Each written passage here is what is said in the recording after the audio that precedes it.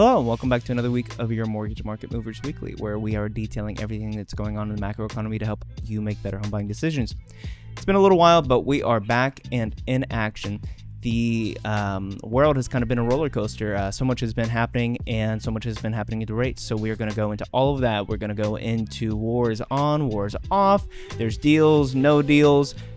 Inflation is looking better than expected, but oil is... it was down, come back up. So we're going to get into all of that when we get into the full video. So let's get on over. So we're looking at the US 10-year. Now, it's been a little while since we've done a Mortgage Market Movers Weekly, but looking at the 10-year chart, it is not looking too hot. We really didn't want to see an extended period above this 4.5 right here on the US 10-year yield. Now, keep in mind, this is not the 30-year fixed, but this is... how investors kind of gauge the 30-year fixed and where to really set rates in order to make sure that they have a good spread, that their investment is, paying them.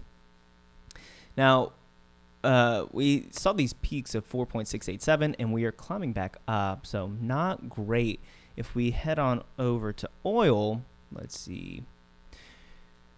Oil, we saw, oil hasn't climbed up to where it was, but it is coming back up. And in my estimation, the reason that the U.S. 10-year yield is doing what it's doing is just so much back and forth right now with, is the war going on? Is it not going on? What's going on with inflation? It looked like oil was going to come down, which that's going to relieve some of the pressure of inflation, but oil has started climbing back up, and now we don't know how long we're going to be in a war with Iran. So this is really the key issues, right? Inflation, what's going on with inflation? Is this something we can predict? If inflation is going to be a little bit more of a wild card and we don't know where it's going to be, participants in the market are going to play it safe and want to they're going to price the U.S. 10-year yield higher.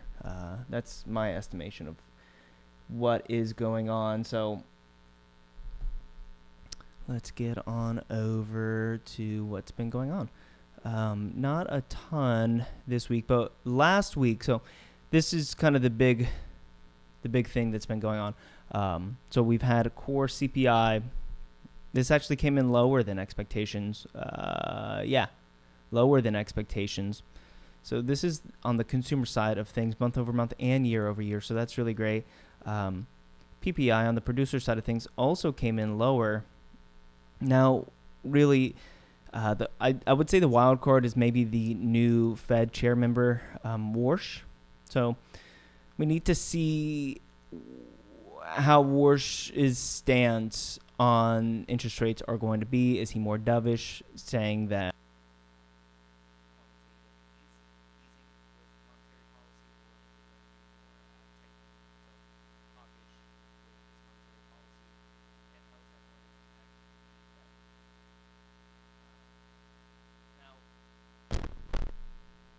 we have that going on? And really in the last few weeks, we've had a signing of a memorandum of understanding between the U.S. and Iran, and that looks to be out the window, and war is back on the table. And that is really just what is impacting the U.S. 10-year yield, in my estimation, anyway. When we go and look at the probabilities of a rate hike or a rate cut, we can see that it looks like hikes are on the table.